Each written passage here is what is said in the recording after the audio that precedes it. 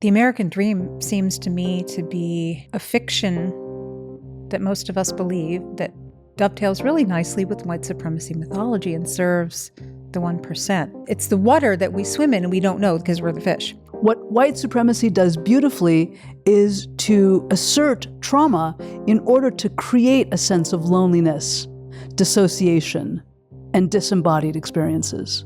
So what do we do? How do we make visible the invisible? Well, I think the first place to start is with our own bodies. Like, what happens to me when I walk into a room full of Black people? If you were to be invited to mediate between Hamas and IDF, what would you do or say?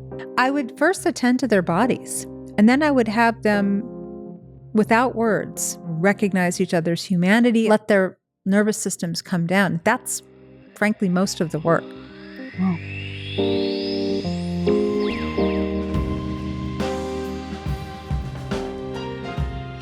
I'm Jill Nagle, and what I want to say about belonging today is that we are at peace when we feel like we belong to the land. We are at war when we feel like the land belongs to us. Hi, Jill Nagle. Hello, Rajkumari Neogy. I'm taking these deep breaths because I am so moved at what today's conversation will bring. You have been published many times as an author. Your first book, I think, was Whores and Other Feminists. You are the creator of a somatic counseling approach called Wisdom of the Body. Mm-hmm. And you're an innovative facilitator, which I know well, but you're here because you believe so deeply at your core around the need to dismantle white supremacy. Mm-hmm. You have built a framework that addresses that in multiple ways. I want to dive into that. And you support white learners. That is kind of your core deal. Mm-hmm. So we are going to be talking about white supremacy for this entire conversation, dismantling white supremacy and the mythology of white supremacy. I want to start out super spicily. We're going to get into it because there's no time like the present. And that is meant both philosophically and quantumly. You talk about Europeans that fled harm. And they were looking for a place where they themselves could belong because they were in the process of being wiped out for various reasons across many millennia. You talk about Black people in the U.S. who were tortured and enslaved and raped legally. This is a word that you used for 250 years. What is the American dream, Jill? Well, the American dream seems to me to be a fiction that most of us believe that dovetails really nicely with white supremacy mythology and serves the 1%. I was thinking about money and how we're enjoined to invest our money. And this is considered to be a sign of maturity. Like, you know how to invest your money. But what we're doing when we invest our money is we are lending it to the 1% with no guarantee of any return. And the money actually doesn't really exist in that we could not all take out all of our investments, all of our savings at the same time because that money, quote unquote, is being lent to other people. It doesn't really exist. The amount of money that is currently assigned to people's personhood, their wealth, their net worth, exceeds the amount of resources we have on the planet to be able to buy things with it. So the American dream is a lot about money and exploiting the resources of the planet. Well, the United States is 6% of the population is consuming almost half of its resources. So I would say the American dream is not sustainable. But to bring it back around to belonging, I want to quote David Levine, my partner, who said something this morning, or was it last night? I don't remember. He said, we are at peace when we feel like we belong to the land. We are at war when we feel like the land belongs to us. And so when I think about the history and the creation of white supremacy mythology in the US, I think a lot about belonging and how vital it is to belong to the land, and how the First Nations tribes who were here were in this beautiful symbiotic relationship with the land, with the flora and the fauna, with the birds, with the rivers, with the marshes. And when the European quote unquote settlers came along, it was under the guise of a blatant white supremacy mythology. What is white supremacy? Well, so let me take on the whole phrase white supremacy mythology, because sometimes people say, "Wait, are you saying that white supremacy doesn't exist?" And then they got their dukes up and say, "No, hang tight with me for a minute." So, first of all, white is a fiction that was created during the times of enslavement to differentiate enslaved people of European descent, like the Irish, from enslaved people of African descent, because they almost united and rebelled. So whiteness and blackness were created in order to oppress and enslave and differentiate who was enslaving whom. And those categories have persisted. People in Africa don't think of themselves as black. They don't call themselves black. That is actually true. Yeah. So white is in opposition to black here in the United States. Mm-hmm. Supremacy has two meanings. One is that something is actually superior to something else. Like the supreme gasoline that you get is superior in some ways. It also means maintaining dominion over, right, regardless of one's status. So the mythology that maintains the dominion of people, light-skinned people of European descent, aka white people, mythology that maintains white people's dominion over others economically, politically, being able to stay lively, right, is real. The mythology is that white people are superior, and that is not true. However, mythology also means ways of thinking and stories that are woven into the fabric of our daily lives. So in that sense, white supremacy mythology is so much a part of the air we breathe. It's the water that we swim in and we don't know because we're the fish. As an example, I was watching a show called The Orville, which is a knockoff of Star Trek. And, a lot of times Black people will be cast as a particular alien race. And in this case, it was the Moclan. And there was an elder of the female tribe of the Moclan who were cast out of the male tribe, but that's a whole other plot. And she was this wise, respected elder. And when the white Orville team went down to hang out with her, they were allowed into her inner sanctum, at which point they found that she had an altar. And on the altar were all of these photographs of none other than Dolly Parton. And this was very well done. It was funny. It was charming. And when, I forget her name, when she has this sort of, come to deity moment, she's sitting in the holodeck and Dolly Parton appears. And Dolly Parton gives her the wisdom, and Dolly Parton is beloved. So many people love Dolly Parton. And she's a white woman. Mm-hmm. Here is this Black-like woman who could have had anybody, but the white supremacy mythology showed up as this coded Black alien person having to go to a white woman for the answers. And it's so slick and it's so funny that you could miss that part of it. And my partner's used to me just kind of ranting through these things. So it becomes impossible to enjoy mainstream media because it's rampant. You say here that white supremacy mythology is so interwoven into daily life, we barely see it. How do we start to address this as white-bodied communities? one of the things that I like to do is to start to shift the conversation away from, in general, away from who is racist? How racist are they? Am I more racist than they are? Was that thing that I said racist? Are we going to argue about how racist that thing I said was? I think there's a time and place for that conversation. However, there's a larger conversation that I want to enclose that or encircle it or undergird it, if you will, and even if you won't.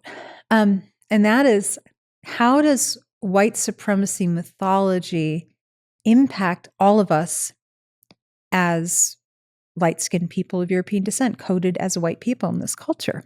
And that's a way of taking stewardship of our own psyches and saying, hang on a second, I don't want to be brainwashed by this anymore. I don't want to be in the throes of this.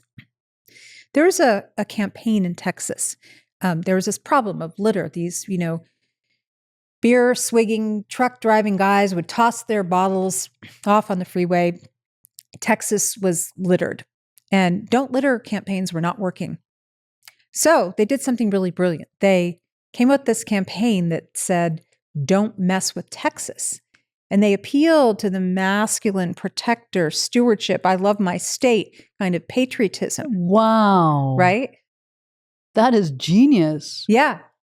Yeah. And it's that kind of shift that I'm talking about of, hey, wait a minute. I've been brainwashed. I never consented to being brainwashed. I'm here at the throes of this knee-jerk, reactionary, white supremacy, mythology-drenched set of behaviors.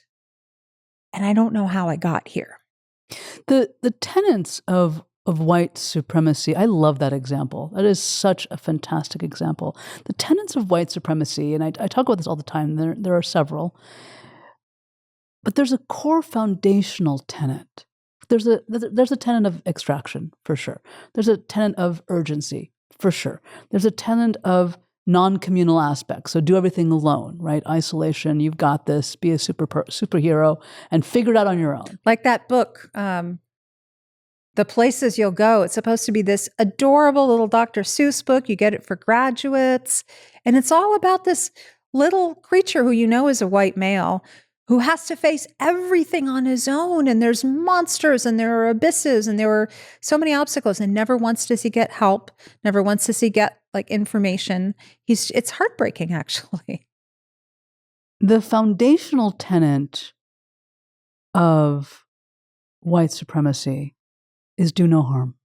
What do you mean? That I exist in the world as me, and I don't do harm. Oh, I see what you're saying. Yeah. So even while I am in the process of harming through extraction, through urgency, through non-communal ways of engaging, which are harmful, because when we break down communities and we isolate folks, we have an epidemic of loneliness, and there are truckloads of data in this research around the impact neurochemically, neurobiologically about that.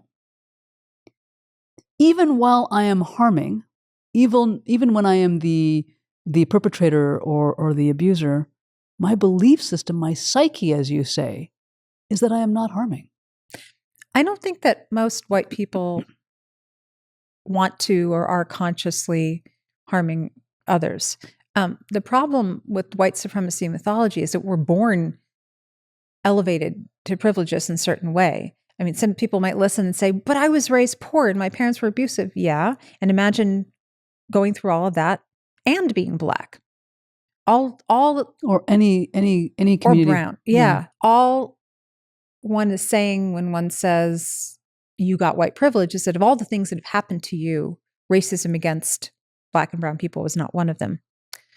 I think the tricky part of being, for example, a white middle-class liberal or progressive person who knows that they are not racist is that if I'm a good person and I care about other people, and let's say we're in a crowded bus and your foot is wrapped up into bus jolts and I step on your foot, I say, I'm so sorry. Can I get you some ice? Can I help you? I try to repair the harm. Mm-hmm. But in a white supremacy mythology-based culture, we're also interlocked and embedded in this system that there is no one thing that any one person can do to rectify it. So what do we do?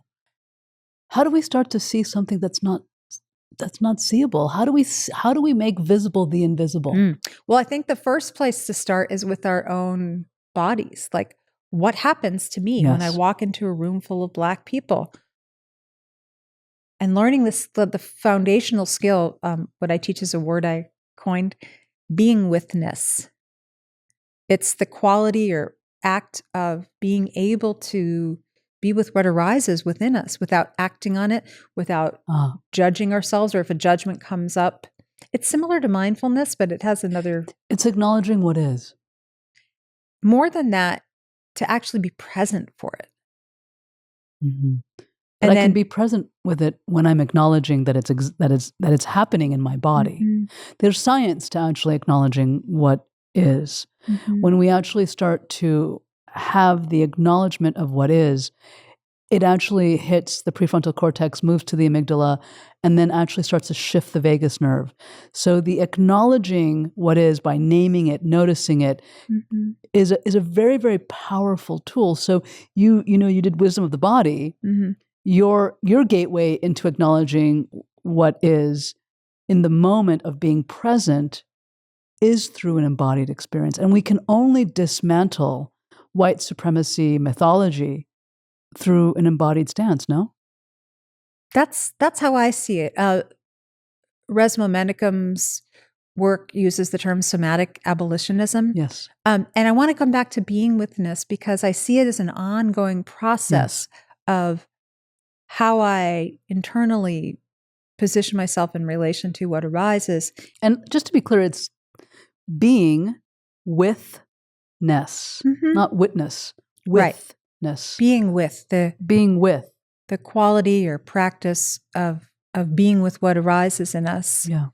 And I think acknowledgement is a fantastic place to start in all of the things that happen that you describe with acknowledgement. And then as the feelings and the judgments and whatever other things arise, we can choose to be with those too and to attend to that.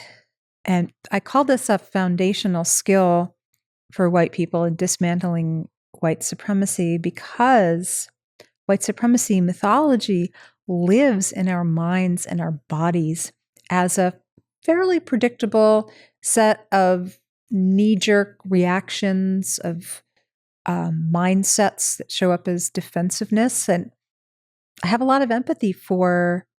Why does it show up as defensiveness? It shows up as defensiveness for the very thing that I was going to say, which is I have a lot of empathy for people wanting to defend their goodness. So remember before I talked about, the bus lurches, I accidentally stamp on your bad foot, and then I try to do something to make it better for you. With the white privilege, with white supremacy mythology, to the extent that we benefit from the system at the expense of other people, it doesn't feel good to know, and yet there's nothing we can do immediately to rectify it, to make it go away. But this would seem to me as so complex and so multi-layered that I am being, as a member of the white-bodied community, which I am not, but I'm saying if I were part of the white-bodied community, that I would have to contend with and reconcile a constant barrage of gaslighting, a constant barrage of conformity, and a constant barrage of colluding. So innately, as a member of the white-bodied community, I'm a good person. Mm-hmm. But as you say, I am benefiting from these paradigms that are in place because of my skin color. Mm-hmm. So I'm walking around, I'm colluding, I'm conforming, and I'm gaslighting also myself, and mostly myself. How in the world do I, as a member of the white-bodied community, even begin to address this? This feels like a trauma response. Mm-hmm. Just like that. Just like one of the things I am fond of saying is that white supremacy is like barbed wire that we're born with, grown into our skin. So it hurts to tap it. Oh my God, I can just viscerally feel that. That is such, like, I'm pulling back from you. It is. I know it's a horrific image. Sorry. Well, no, please continue. This is so powerful. So the first thing we can do with that, or any of the other horrors, environmental horrors, there's so many other things that are going on in the world I am participating in too, to be with it. And we also have needs as human beings for joy, for replenishment, for baked goods, what have you. Yes, Jill, who's also a baker. Right. We definitely have those needs. For sex, for recreation, for walks in the woods. We're not spending all of our time reckoning with any given thing. Right. So I think the first step is like a trauma therapist would not have you, regurgitate your entire life's trauma and do all of your primal screaming in one session. They would have you edge into it and develop the capacity. I think this is analogous to what Rajkumari calls reps, to develop your capacity to be with these horrors. As a nation, as the United States of America, we have yet to reckon with our history of slavery and how those repercussions still affect us today. So some people are just waking up to it. I'm just like, how do we begin to even reconcile Just like this. There are things happening all over the place. There are bubbles popping up of awareness, of reparations. Resmaa Menakem's body work is an incredible example. Cleo Minago's body work on critical thinking and cultural analysis, which was recognized by the CDC in 2015. Wow. Yeah, has done amazing things within the Black community. I have to say that I credit the core and the foundation of my insights around white supremacy and mythology. I credit Cleo with that. Yeah. If it weren't for him, I wouldn't have been able to run with this, from the white side, as it were. If you Googled the phrase white supremacy mythology, it's specifically those three words together in quotes, you'll probably see either Cleo's name or my name. Right now, we are in the midst of another war. The Israeli-Gaza war. It's taking center stage. You posted on LinkedIn just a few days ago, popped up in my feed. I am thinking more and more that it is the children who can lead us out of this. I'm going to start crying. Since the adults seem not to be able to, conditioned as we are into rigid hierarchies of victim and perpetrator, right and wrong, kill or be killed. How do we take the concept of rupture and repair and start to apply it to dismantling the white supremacist mythology? Well, so I'm a big fan of starting locally. One of the things that I'm doing in my corporate work right now is looking at representation. It can be as granular as you're giving a list of sample names. Let's not make them all Anglo. Let's mix it up a little bit. Or if we have images of Black people, let's at least some of the time have them with other Black people, not always wrapped around a white person.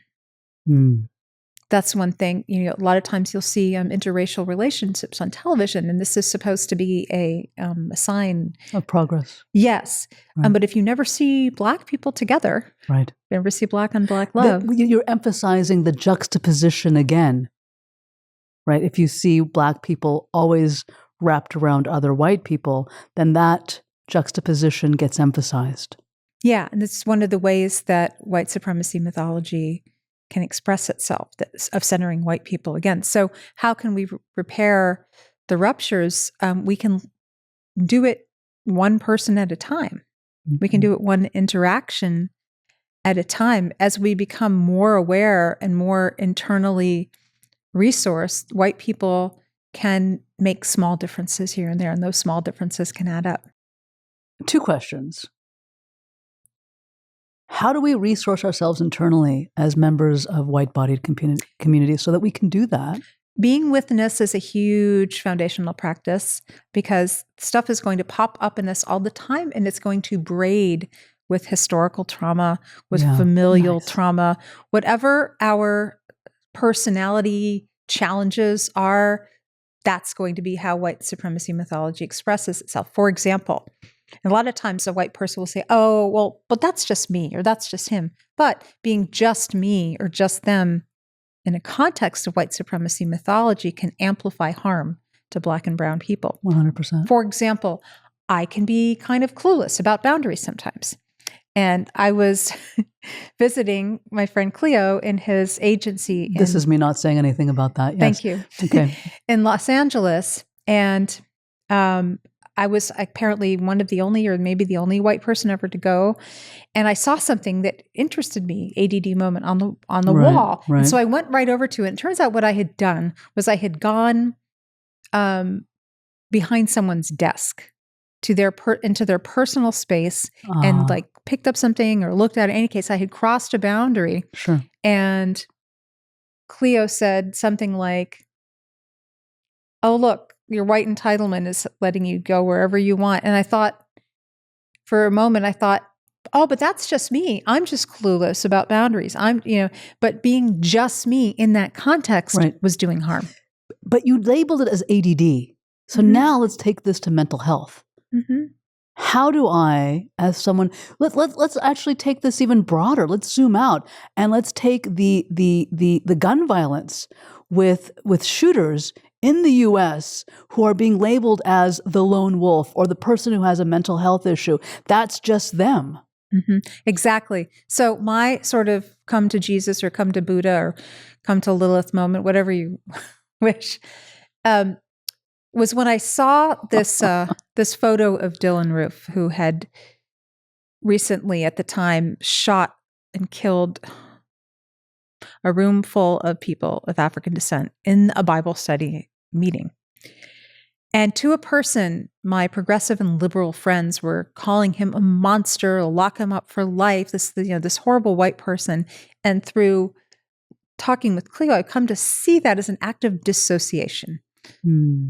Of a white person saying, I am not like that other white person, whether it's Derek Chauvin or any of a number of white, Kyle Rittenhouse, white people who have expressed their isolation, their trauma, their agony at the broken promise of whiteness by trying to harm Black and brown people. What is the broken promise of whiteness? The broken promise of whiteness is that white supremacy mythology tells someone. We've been watching episodes of reruns of All in the Family, like Archie Bunker is a fantastic example. So the broken promise of whiteness is, so the promise is that because you're white, you get to be superior. But then, your average white person, an Appalachian or an Archie Bunker or a Kyle Rittenhouse, they find out that they don't feel so superior. Maybe they were abused. Maybe they were sexually abused and they feel like shit every single day. That can't be their fault, right? They're white. Surely it must be a N-word person's fault. The Black person is drawn and caricatured in this society as the scapegoat, as the person who the white person can be mad at if things aren't going their way, or the immigrant to point to. So the broken promise of whiteness is the delta or the difference between, how come I don't get to be a billionaire like Donald Trump? If somebody with his level of intelligence and competence can be that rich, then probably so can I. So he sort of represents. You're putting intelligence in quotes, right? Yeah. Okay. Just wanted to make somebody sure. with his obvious lack of abilities can be so powerful, then surely so can I. So he represents the hope that broken promise of whiteness can still be fulfilled. So my friends were dissociating, were labeling this bad person, that bad person, locked them up, and I can understand why. That makes sense on a certain level. And I had this moment where I was looking at this picture of Dylan Roof, and he had that same glazed over, dissociated look that my own son would have in the moments before he would have yet another violent tantrum. And I thought, it even looked a little bit like my son. I'm like, that could be my son. That is someone's son. And in that moment, I realized that I am not separate from Dylan Roof. That the same white supremacy mythology system that created him also created me. And so he and I were inextricably bound, and I needed to start asking not how can we lock him away forever and ever, but how can this collective white psyche that is bound together by this thing called whiteness take collective responsibility for having created a Dylan Roof, for having created him. Imagine a dysfunctional family where dad's an alcoholic. I know that's really hard, a real stretch, right, for us. Dad's an alcoholic. Mom pretends everything is fine. Sister Jess is the cheerleader and tries to keep everybody happy. And meanwhile, the son, Brian, develops a heroin addiction. Brian is expressing the pain of the family. It's an act of love. He's unconsciously shouting out, help, help, help. And so the family focuses its attention on Brian's heroin addiction without ever admitting about dad's alcoholism. So Brian becomes the identified patient in the collective psyche of the family. Similarly, in the collective white psyche, the Dylan Roofs and the Derek Chauvins and the Kyle Rittenhouses of our collective white psyche are the identified patients. And we white people put all of the blame and all of the shame onto them as if we are not all part of the same system. This is brilliant. That's why if you look at my LinkedIn profile, you will see that I say that my pronouns are we, our, us, in order to take collective responsibility for this mess of a dysfunctional white supremacy mythology psyche that we were all white people, all part of.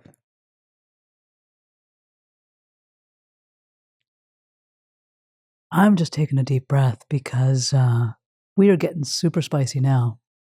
And I am really appreciating your vulnerability. I am really appreciating how you're showing up in this conversation. It takes me back to Ubuntu and dignity. It takes me back to dignity. How do we hold dignity? How do we hold humanity if we are not in this together?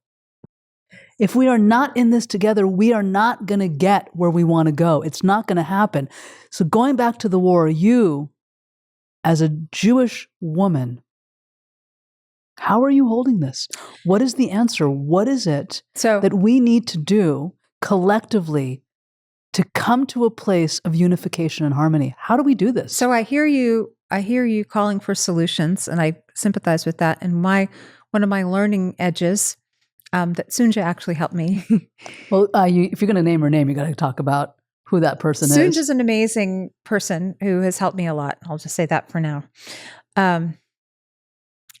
Is learning to be with my own helplessness. This is so powerful. To be with your concept, your helplessness. Because having the experience of helplessness is terrifyingly uncomfortable. It really is, especially for someone who likes to get shit done and feels bad every day that I haven't saved the world. Well, I want to get to the white savior complex and that statement in and of itself. But before I go there, talk about this experience of helplessness and how we as a collective, from the white-bodied community, how do we start to address this helplessness? Well, you brought it up in the context of the war. And I've been heartbroken. I've been breaking down, crying at different points of the day. I held one meeting for other Jews just to let people feel their feelings and come together. And then I saw that Jewish friends of mine who were posting things on social media that held nuance, that held complexity, that held the contradictions, that held so many facets, were getting slammed by both sides. And that it's really easy to post, a meme that foregrounds anti-Semitism or foregrounds the oppression of the Palestinians. The thing is that all these things are true. So I called another meeting for those I saw who were holding the complexity, because I know what that's like. I know what it is to feel isolated, and to just be in our grief and witness each other and be with the complexity of it all. So I want to invite any Jews who are listening to this, or if you want to come as an ally of a Jew together, feel free to reach out to me at evolutionaryworkplace.com, Jill at evolutionaryworkplace.com. I'm holding these groups. They're free. They're my gift. I think they're necessary right now. I'd love to connect. You're the one, actually, who taught me about the Walt Whitman poem, "We Contain Multitudes." I have used that many, many times. And how we show up as human is when we hold the paradox. How we show up as human is when we hold the complexities. How we show up as human is when we hold the nuances. And we are not taught to hold nuance, complexity, and paradox. It's just not the way that our brains are not only trained, but conditioned. Right. And we're taught to rush to the conclusion and take charge and get it done. We're not taught to slow down and be with and let emerge. It's hard to do that in a state of helplessness. It's really hard to do that in a state of helplessness. Martin Seligman has written quite a bit on learned helplessness. The foundation of learned helplessness is the main contingency piece is uncontrollability. Yeah. I'm not talking about the kind of helplessness that comes out of trauma, but more the helplessness that comes out of realizing one's own limitations as a single human being in the face of a large-scale atrocity like Israel and Palestine. How is that not a trauma response when I am conditioned to not be in community? When I'm conditioned to not be in community, I find myself alone. We've already covered the effects of loneliness as something that is rather detrimental to our neurobiology, our neurochemistry, how it impacts mental health issues on so many levels. Depression, anxiety, all the things. You even say here that we are craving more connection because of the epidemic of loneliness, and that the UK and Sweden appointed ministers of loneliness. I didn't even know that, and that's amazing. And I'm so concerned with the title of Minister of Loneliness. That's the same thing David said. Yeah. It should be Minister of Connection. Yes. Well, I wrote this down because when we have a sense of connection, we secrete oxytocin. When we have a sense of connection, we secrete endogenous opioids. When we have a sense of connection, so much can occur neurochemically. Yes, and that can help heal the sense of helplessness. But for me, it was, for different people, it might be a step forward or a step backwards. But for me, who wants to rush in and fix things as my sort of knee-jerk reactionary thing to soothe myself, it's actually healing for me to say, this is beyond my ken. Just like in 12-step programs, the first step is to admit that we didn't have power over something. And that is where the antidote to uncontrollability comes into play, which is controllability. The antidote to uncontrollability is controllability.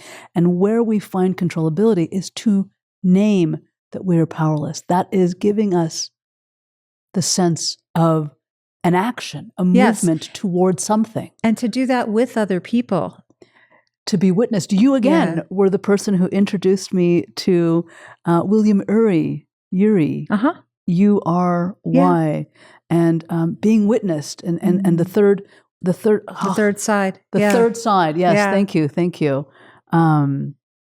that, as I run these compassion circles, these healing hours, and I run all of the content, the belonging boot camp, and understanding humans at work, at I Belong, the number one thing that occurs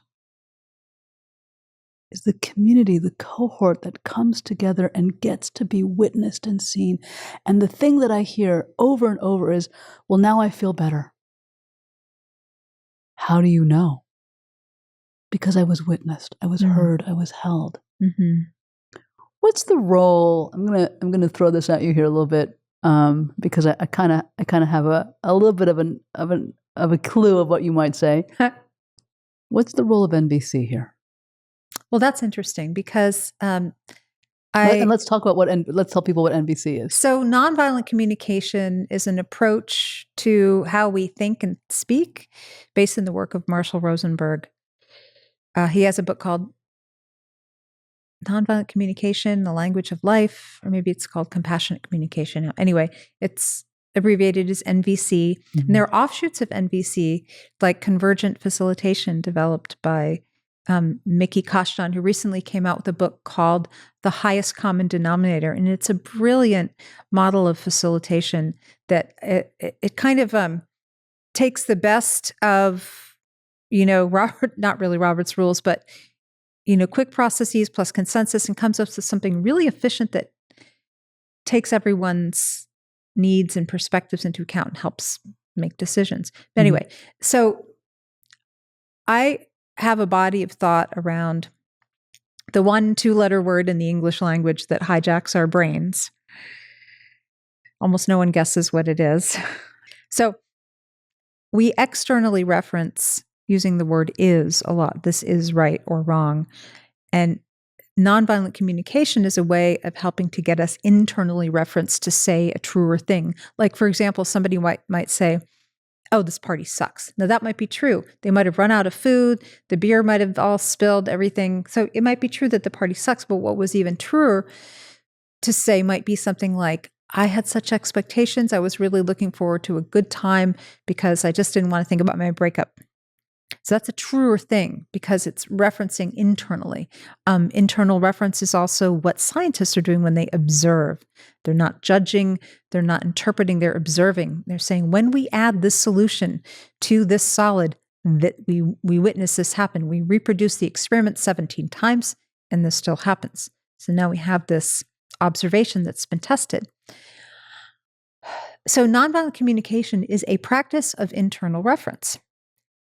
Observations, feelings, and needs. And then the final one is requests. Would you be willing to do this? However, people can use nonviolent communication in an externally referenced way, like, oh, that's not a feeling. And so they're sort of thwarting the spirit of nonviolent communication in the beginning stages by stumbling around and annoying people. And I'm very familiar with that because I have done that. Is there a way in which we can leverage this way of internally referencing the world so that we can start to work with dismantling? Yeah. And it's a practice. It's a life practice to feel our heartbreak. It's a life practice to be with our own reactions instead of immediately shifting to a judgment, a slogan, a meme. Isn't the mythology, the white supremacy mythology, all coming from heartbreak? I don't know. I know it's a pretty intricate, powerful, slippery, and insidious system. And I suspect that there's some profound core attachment wound or something at the heart of it. I don't know. And I don't know how to tell. If you were to be invited to mediate between Hamas and IDF, what would you do or say? Well, first, I want to make sure that the people who came to mediate were willing to mediate. Let's say they are. And they weren't going to kill me. Let's say they are. I would first attend to their bodies. And then I would have them without words. I would do it without words for a good long period of time to have them regard each other and breathe and get to a place where their bodies can recognize each other's humanity and they start to co-regulate a bit as two humans instead of as two, caricatures, ideological entities, enemies, but let their nervous systems come down. That's frankly most of the work. Wow. Wow. And that's why I think David has been using AI to create these pictures of children, because children don't have those defenses laid in usually. Right. They can more easily access each other's humanity. How do we take all that we've talked about today and apply it to organizations? What do we start to even tell our leaders? Where would we even begin to invite them to think through? Because they need action steps. So what is it that they need to hear right now that can move them toward bringing a greater sense of understanding for themselves, as well as how to start to even show up in even tiny ways for the team? Realize that this is long, slow work that's about showing up again and again and again with curiosity, with interest, with compassion, and learning. There is no quick fix. There are two things that I do primarily with leaders. One has to do with strategy, with choices that they're making and how they're creating a program or writing a brochure, or, how do we frame or represent or structure something. And another is to do with conversations. And you might be surprised, or maybe not, at how many of these questions come down to having a conversation with someone. Well, I said this thing to this person, they reacted like this, and now I need to go back and have another conversation with them. So first we work with their body. I work with what's happening in their body, the things they're telling themselves, the assumptions, because they go up these sort of ladders of inference, if you will, that, well, they said this, so that must mean this, that must mean this about me, and then about them. And so they've got this story going, and we sort of peel that back and help them foreground the outcome that they want, their values, what's important to them. Because for most people really want to be a part of things getting better. Yeah. So this is your framework. This is called White Supremacy Mythology Mindset Continuum. I'm just going to read a few things because I think this is really powerful and really amazing. When we understand how white supremacy mythology creates our mindset, we can better evolve beyond it. For me, this is self-awareness. This is self-reflection. This is something I teach in organizational health. The 3 pillars of organizational health are feedback, accountability, and self-reflection.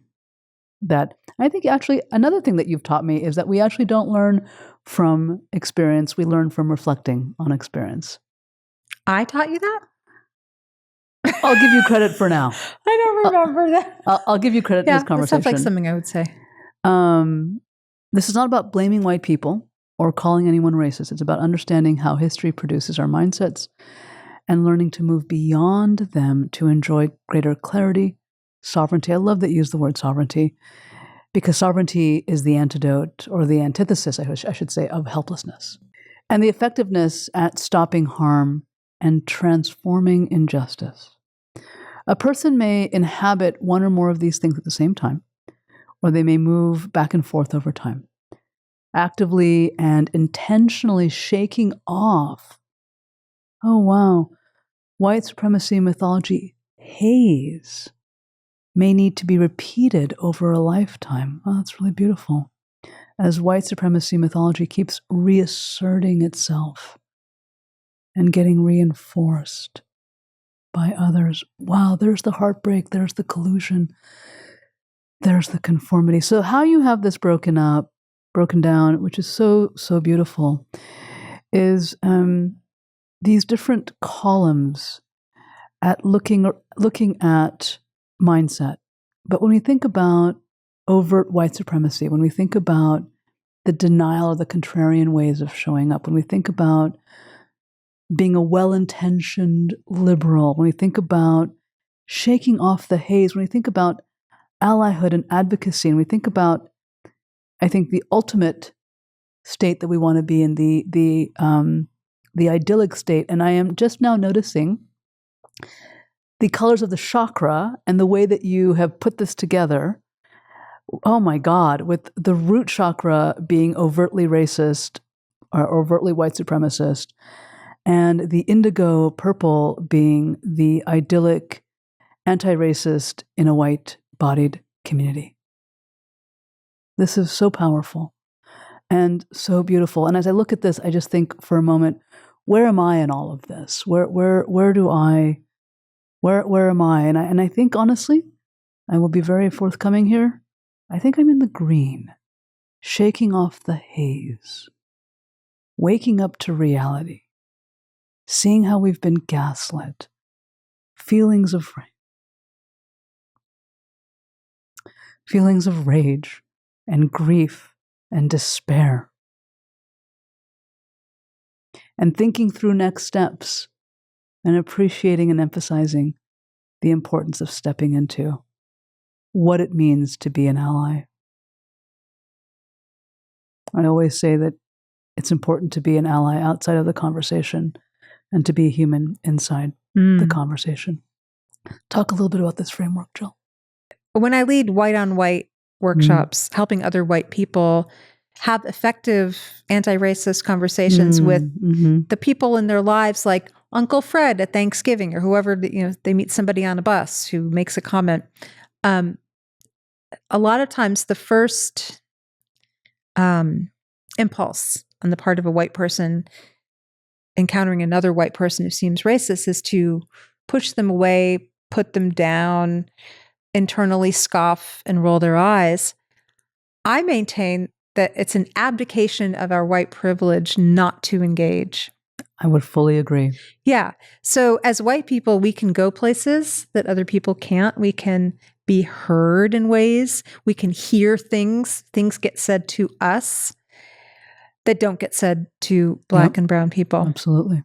So what gets in the way is that white people want to stay comfortable. We would rather not engage with the quote unquote other white people because we see them as separate. Yeah. We see them as other. We don't see that this is part of our collective white psyche, our big white dysfunctional family. So we go through very slowly what comes up, like, some people, and that this is where trauma response comes in. Some people freeze. Some people want to exit. Some people want to fight. I often want to fight. Some people want to fawn, and all that's, and I've done that before too. And let's just unpack fawn. Fawn is about pleasing or appeasing. Yes. So in real life, you don't get to push pause, shake something off, self-inquire, because the person's right there. The bus stop is coming, or Uncle Fred has moved on to the next conversation. But in these workshops, we get to slow way down, rewind, shake it off, go through our feelings, cry, whatever, go through it, and then come back and try it again. Feel our feelings, go through whatever we need to go through, come back and try it again. And so we're laying down new neural pathways so that the next time we get into a real conversation, we're going to have something practiced. And one little trick that we do is to have in our back pocket, if we're feeling triggered as all fuck, and we can't go through any of it, we can't do any of that, we sort of cock our head and put a pleasing expression on our face and lean in and say, can you tell me more about that? So we all practice that because it's very disarming, because usually somebody who makes some kind of racist comment, they're coming out of their own knee-jerk reactionary white supremacy mythology-induced trauma trance, and they're not expecting someone to get curious.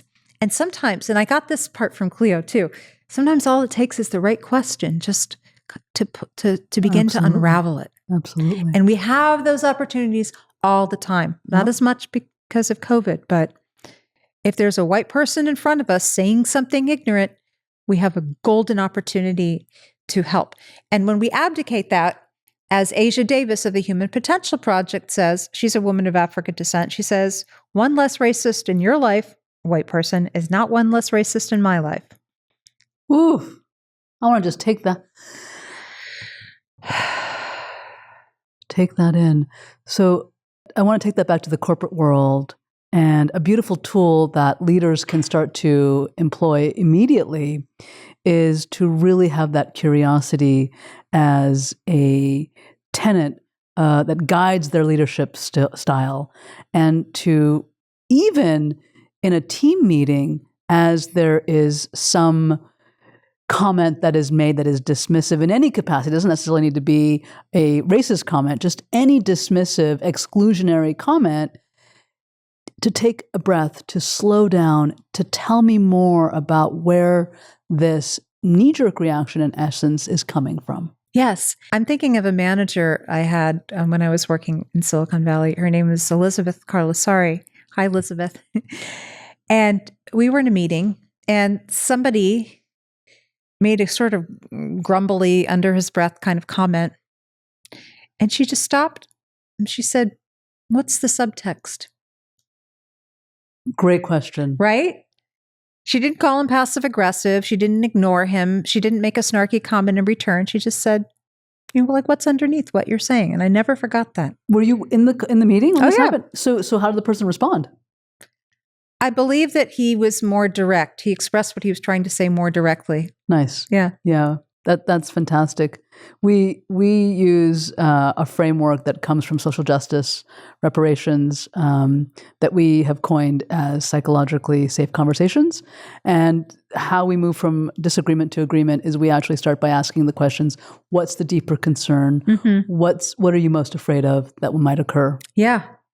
Yeah. To get to the unmet need is where we're headed. So that's, again, a conflation or a merging of NVC and... I think when we realize that people rarely say exactly what they mean, and we don't fault them for it, but we help them get underneath it, that's where the magic can happen. Magic is real. I saw that on a car door yesterday as I was driving home from a meeting. Talk a little bit about the loneliness epidemic. Talk a little bit about how workplaces have to contend with loneliness from a cultural lens, right, within their own organizational culture. What are some things that we can do, practices, tools that bridge that loneliness back to belonging, bridge it back to connection? So, breathing is one of them. I'm an advocate of that. Sometimes I find myself not breathing that deeply, and it's almost like I need to give myself permission. So when I think about loneliness, I think about the individualism that this culture engenders. That's simply false. Nobody can do any of this alone. I mean, first off, we're symbiotically entwined with nature, right? Talk about breath. I get oxygen from the plant. I breathe out and give it carbon dioxide. All the food I eat comes from the earth. We are entwined with the earth, but we're not conditioned to think of it that way if we're living in an urban life anyway.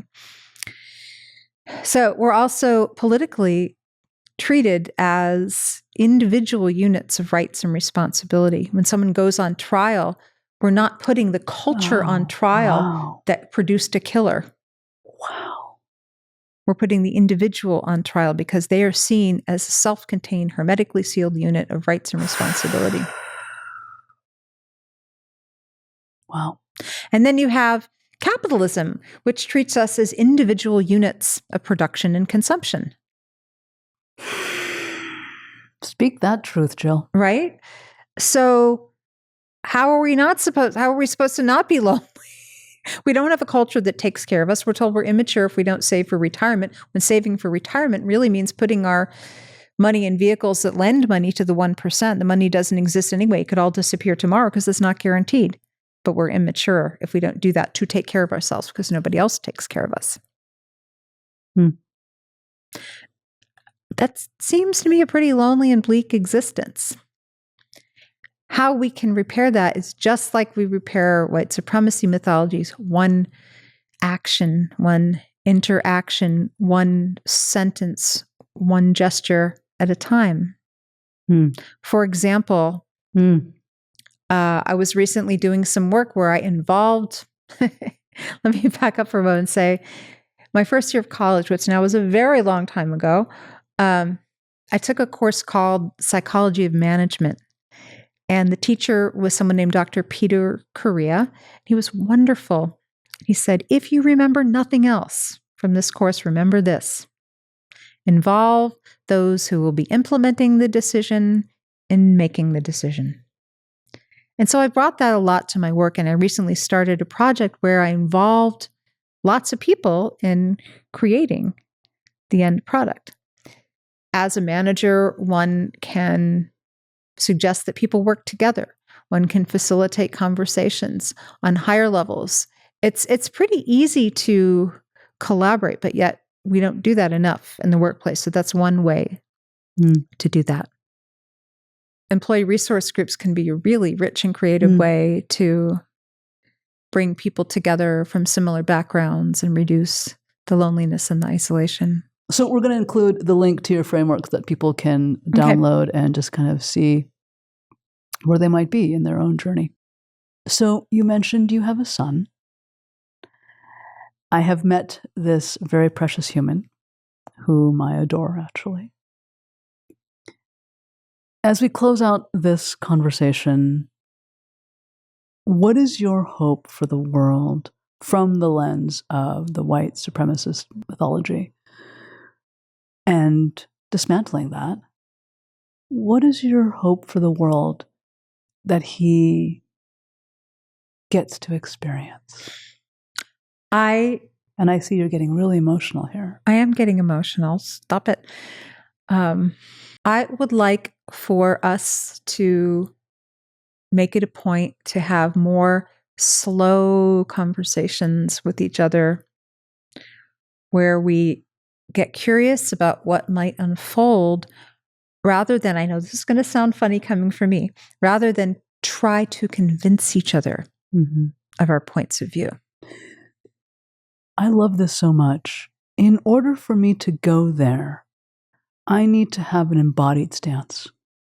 Yes. Yeah, right? In order for me to truly be present with the being withness, I need to have an embodied stance. And to reclaim our lives and our humanity that has been snatched away from us by white supremacy mythology. I would say there's our opportunity and our invitation into a greater level of humanity. I want to close with this quote from Archbishop Desmond Tutu, who was asked many moons ago, "What do you do in times of despair?" And he responded with, "You show your humanity." Amen. Jill, thank you so much for making time to come on the show. Thank you, Rajkumari.